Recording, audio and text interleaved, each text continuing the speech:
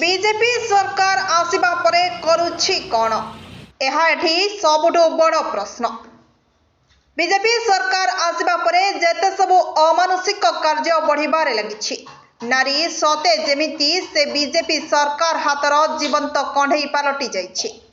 नारी निर्यातना, दुष्कर्म, नारी शोषण, अपहरण भली कार्य बढ़िबारे लगिछि।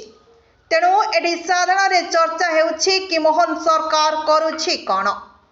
एसबू देखि निरवद्रष्टा साजिछि काहींकि परोक्षरे एसबू करबा पई प्रबताउछि किए। जो जनसाधारण ताको भरोसा करी भोट देइछंती तांकर आज मोहन सरकार उपरु भरोसा टूटी गलानी।